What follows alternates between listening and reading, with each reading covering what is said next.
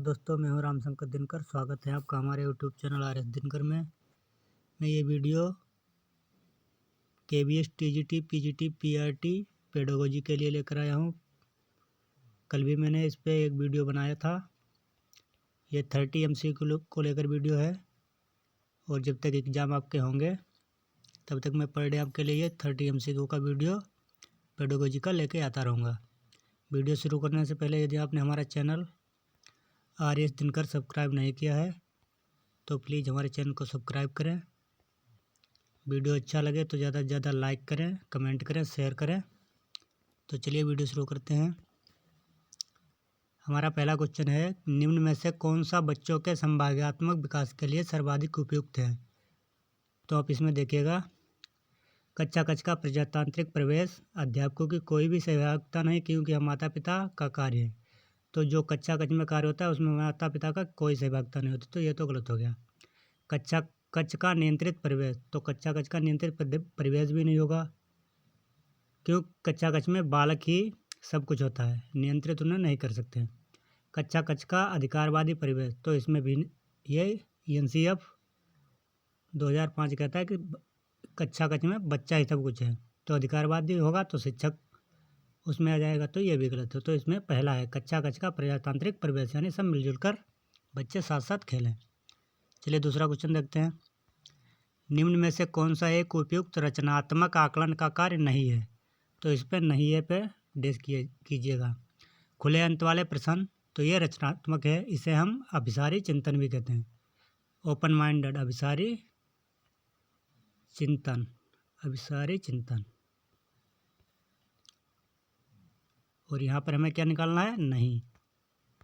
तो देखिए, खुले अंत वाले प्रश्न, तो खुले अंत वाले प्रश्न होंगे तो खुले विचार होंगे, तो ये तो बिल्कुल सही है। परियोजना हमारे पास सबसे पहले बनी होगी तो आकलन रचनात्मक का अच्छा होगा, ये भी सही है। अवलोकन भी होता है आकलन में। विद्यार्थियों का योग्यता क्रम निर्धारित करना, ये बिल्कुल गलत है। चलिए अगला क्वेश्चन देखते हैं, एक प्रभावशाली अध्यापिका होने के लिए यह महत्वपूर्ण है। क्या महत्वपूर्ण है? तो देखिएगा क्वेश्चन में, पुस्तकों से उत्तरों को लिखाने पर बल देना, तो पुस्तकों से उत्तरों को लिखाने पर बल देना ये बिल्कुल गलत है, किताबी ज्ञान चलता ही नहीं है। समूह गतिविधि के बजाय व्यक्तिगत अधिगम पर ध्यान देना, ये भी गलत। व्यक्तिगत अधिगम पर ध्यान दोगे तो बच्चे का पूरा मानसिक विकास नहीं हो पाएगा। विद्यार्थियों के द्वारा प्रश्न पूछने के कारण उत्पन्न व्यवधान की अनदेखी करना, ये भी गलत है। बच्चे आपके पास कोई सवाल लेकर आएंगे तो आपको उन्हें हंसी खुशी खेल खेल में हल करना है, तो ये बिल्कुल गलत। प्रत्येक बच्चे के संपर्क में रहना, ये बिल्कुल ठीक है। आप प्रत्येक बच्चे के संपर्क में रहेंगे, छोटे बच्चे हैं तो आपसे वो जल्दी सीखेंगे। चलिए अगला क्वेश्चन देखते हैं, बच्चों के अधिगम को सुगम बनाने के लिए अध्यापकों को एक अच्छे कक्षाई परिवेश का सृजन करने की आवश्यकता होती है। इस प्रकार के अधिगम परिवेश का सृजन करने के लिए नीचे दिए गए कथनों में से कौन सा सही नहीं है? यहाँ पर आप देखिएगा, नहीं वाला ढूंढना है हमें। तो बच्चों के प्रयासों की स्वीकृत, तो आप अध्यापक कक्षाई परिवेश का सृजन कर रहे हैं तो बच्चों की तो उसमें ज़रूरत होगी ही, तो बच्चों के प्रयासों की स्वीकृत मिलनी चाहिए, तो ये सही है। अध्यापकों के अनुसार कार्य करना, बच्चे को स्वीकार करना, अध्यापक का सकारात्मक रुख, तो अध्यापकों के अनुसार कार्य करना। NCF 2005 और NEP 2020 दोनों ही बच्चे पर ज़्यादा ध्यान देते हैं, उनके लिए बच्चा ही सब कुछ है, तो अध्यापकों की इसमें कोई भूमिका नहीं। अध्यापक केवल एक टीचिंग एड के रूप में है, तो ये हमारा दूसरा वाला ही ऑप्शन सही होगा क्योंकि यहाँ पे नहीं पूछा है। चलिए 5 नंबर क्वेश्चन देखते हैं, लड़कों एवं लड़कियों के विषय में कुछ नीचे कथन दिए गए हैं, आपके अनुसार इनमें से कौन सा सही है? तो देखिएगा, लड़कों को घर के बाहर के कामों में सहायता करनी चाहिए, लड़कों को घर के कामों में सहायता करनी चाहिए, सभी लड़कों को विज्ञान तथा लड़कियों को गृह विज्ञान पढ़ाया जाना चाहिए, ये बिल्कुल गलत है क्योंकि शिक्षा जो है वो जेंडर वाइज नहीं होती, सब कुछ समता का अधिकार है। और NCF 2005 कहती है कि समावेशी शिक्षा होनी चाहिए, यानी सबको एक साथ, तो ये जेंडर वाइज क्वेश्चन ये गलत है। लड़कों को घर के बाहर के कामों में सहायता करनी चाहिए। तो लड़के तो घर के बाहर काम करते हैं, लड़कों को घर के कामों में भी सहायता करनी चाहिए, ये सही है। चलिए अगला क्वेश्चन देखते हैं। एक बच्चे की कापी में लिखने में विपरीत छवियाँ, दर्पण छवि आदि जैसी गलतियाँ मिलती हैं। इस प्रकार का बच्चा लक्षण प्रदर्शित कर रहा है। तो कौन सा लक्षण प्रदर्शित कर रहा है? क्या है? देखिए, कापी में लिखने में विपरीत छवियाँ, यानी कहने का मतलब वो अगर ए ऐसी लिखी जाती है और वो इसका उल्टा बिल्कुल लिख रहा है इस तरह से, तो ये विपरीत छवि हो गई। दर्पण के छवि आदि जैसी गलतियाँ मिलती हैं। तो इस प्रकार का बच्चा किस प्रकार का लक्षण? तो अधिगम्य असुविधा। तो ये अधिगम्य असुविधा नहीं है, क्योंकि वो सीखना है। अधिगम्य असक्तता है ये, ठीक है। तारे ज़मीन पर फिल्म देखी है, उसी में का है ये, जो उस बच्चे को प्रॉब्लम होती है वही है। शिक्षार्थियों के ज्ञान अर्जन में सहायता करने के क्रम में अध्यापकों को किस पर ध्यान केंद्रित करना चाहिए? देखिए क्वेश्चन, शिक्षार्थियों को ज्ञान अर्जन में सहायता करने के क्रम में अध्यापकों को किस पर ध्यान केंद्रित करना चाहिए? सुनिश्चित करना चाहिए कि शिक्षार्थी सब कुछ याद करें। तो रटन प्रणाली तो ENCF 2005 में भी नहीं चलती, NEP 2020 में भी। रटना बिल्कुल है ही नहीं, खेल खेल में सीखना है, तो ये गलत है। NEP 2020 ये भी कहती है कि रटना नहीं है। दूसरा है, शिक्षार्थी के द्वारा प्राप्त किए गए अंकों और ग्रेडों पर भी आकलन नहीं होता। ज्ञान अर्जन में सहायता के क्रम में शिक्षार्थी को सक्रिय सहभागिता के लिए शामिल करना। प्रतियोगिता आप करा सकते हैं। NEP 2020 पढ़ी है, उसमें 360 डिग्री फ्लेक्सिबिलिटी मांगी है, तो वही है, शिक्षार्थी को सक्रिय सहभागिता के लिए शामिल करना। जैसे भी हो उसे हर गतिविधि में शामिल करो। अगला है, अध्यापक के दृष्टिकोण से प्रतिभाशीलता किसका संयोजन है? अध्यापक के दृष्टिकोण से तो देखिए, उच्च योग्यता, उच्च सृजनात्मकता, उच्च वचनबद्धता, उच्च क्षमता, उच्च सृजनात्मकता, उच्च स्मरण शक्ति। तो ये अध्यापक के दृष्टिकोण से प्रभावशीलता क्या है? उच्च क्षमता, उच्च सृजनात्मकता, उच्च स्मरण शक्ति। तो हमारा ऑप्शन डी सही है। चलिए अगला क्वेश्चन देखते हैं। NCF 2005 के अनुसार गलतियां इस कारण से महत्वपूर्ण होती हैं। किस कारण से गलतियां महत्वपूर्ण होती हैं?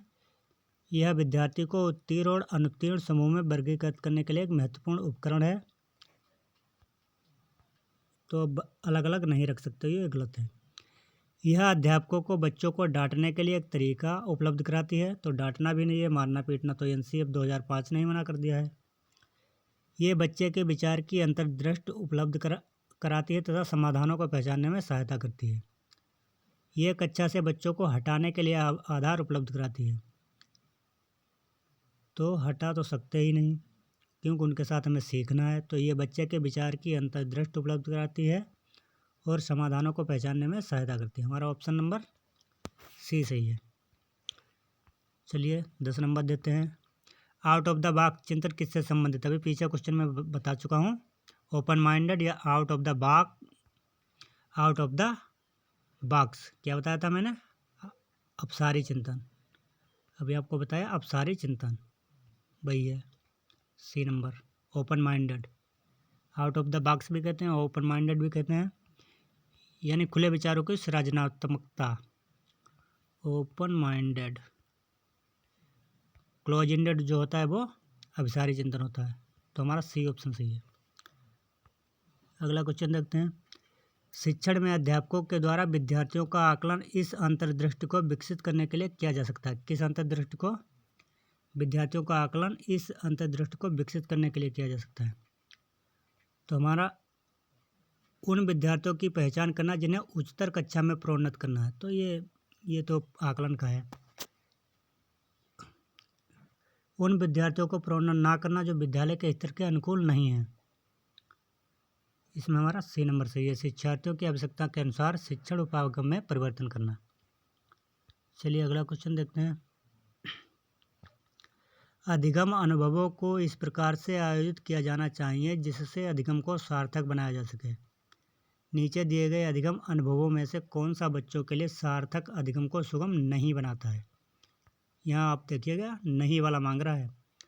विषय वस्तु को केवल याद करना, यही गलत है। क्योंकि याद करना तो मना ही है एनसीएफ 2005 के अनुसार। एनसीएफ 2005 रटना पद्धति बिल्कुल मना है, खेल खेल में सीखना है। बाकी ऑप्शन आपके सही जाएंगे। विषय वस्तु पर प्रश्न बनाना सही है। प्रकरण पर परिचर्चा और वाद विवाद ये भी सही है। प्रकरण पर प्रस्तुतिकरण, क्योंकि इसमें नहीं है हमारा क्वेश्चन मांग रहा था, तो रटना नहीं हो सकता। अगला क्वेश्चन, बच्चों को शाब्दिक या गैर शाब्दिक दंड देने का परिणाम होता है तो उन्हें कार्य करने के लिए प्रेरित करना, तो ये तो सीखने वाली चीज़ है, ये गलत हो ही नहीं सकती। बच्चे की छवि की सुरक्षा करना, उनके अंकों में सुधार करना, उनके स्वयं के प्रति अवधारणा को नष्ट करना, तो हमारा ऑप्शन डी सही है। अगला क्वेश्चन देखते हैं।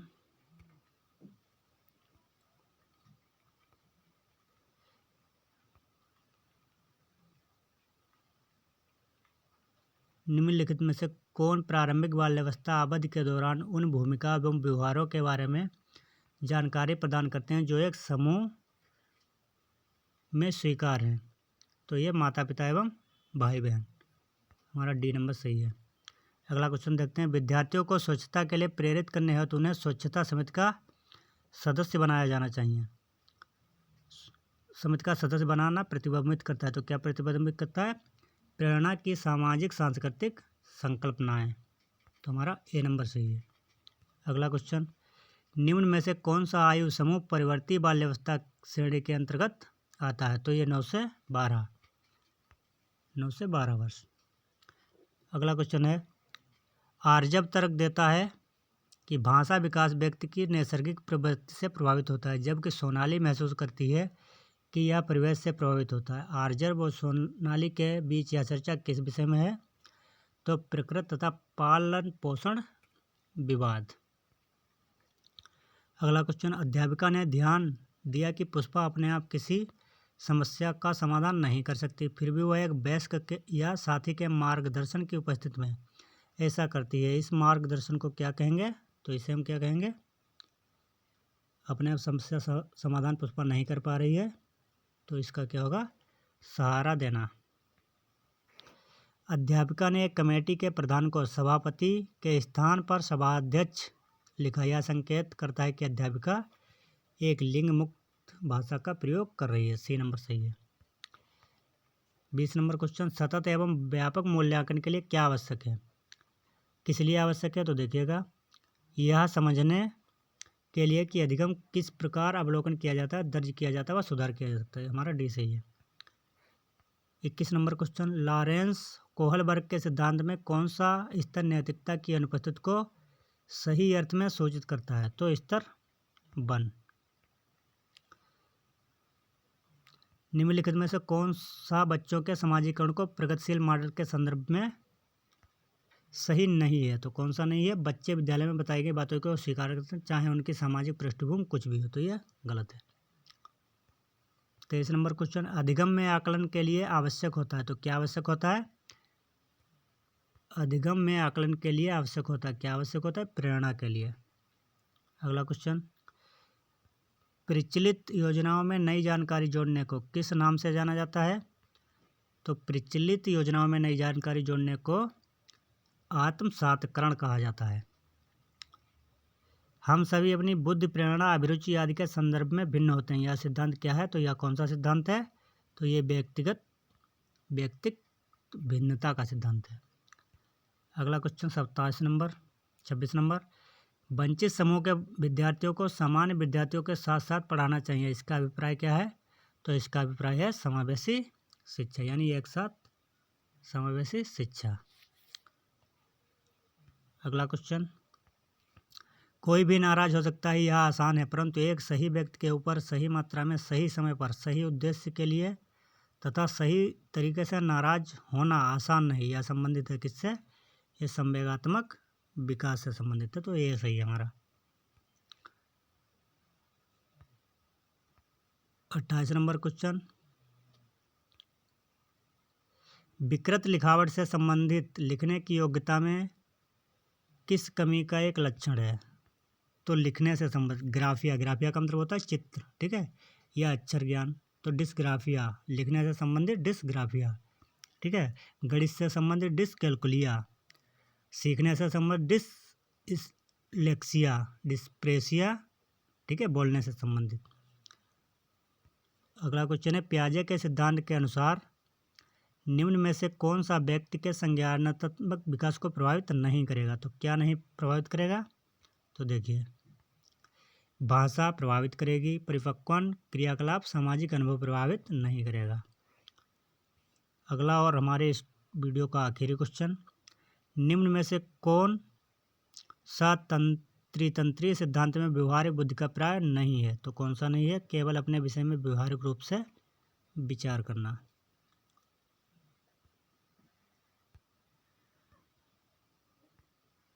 ऑप्शन बी, केवल अपने विषय में व्यवहारिक रूप से विचार करना।